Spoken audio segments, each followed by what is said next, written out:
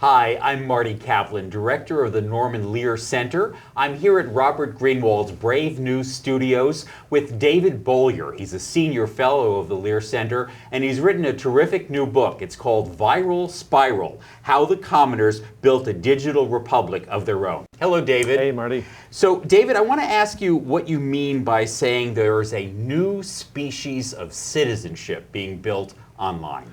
Well, traditionally people have thought of citizenship as voting, and maybe you write your congressman now and again, but essentially it was kind of a distant proposition. But the internet is allowing people to come together in small groups of shared interest and directly intervene in politics with their own point of view without having to go through the press, without having to go through a political party.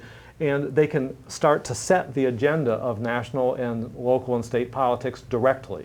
Give me some examples. Well, one of the more interesting ones was how students found that there were software flaws in the Diebold electronic voting machines.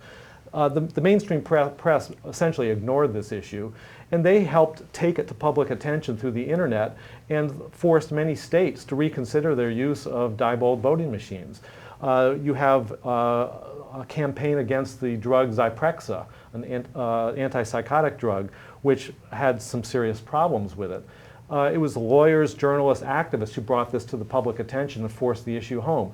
These are kinds of issues where citizens can make the issue from scratch, where the established political culture wants to ignore it.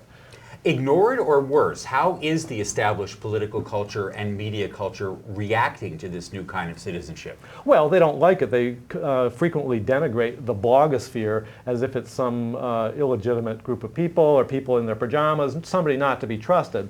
But in fact, the blogosphere has surfaced all sorts of revelations that the mainstream press has ignored. The run-up to the Iraqi war, for example, and the flawed reporting around that. The coverage of the Libby trial, the blogosphere was at the vanguard of quality reporting for that. So there's a lot of arenas in which citizens can become far more participatory, far more involved, speak in their own voice, not rely upon intermediaries or surrogates to get their agenda forward. And I think they're remaking American politics as a result. You say in your book that people, when they use the internet, have to become their own editors. What do you mean?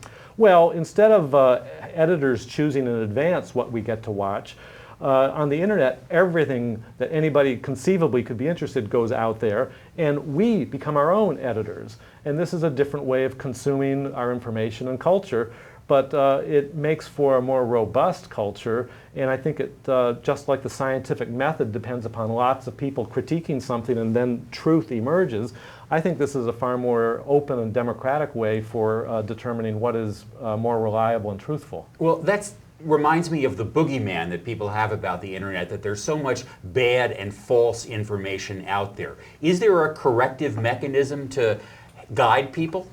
Well, the best guarantor of accuracy is transparency.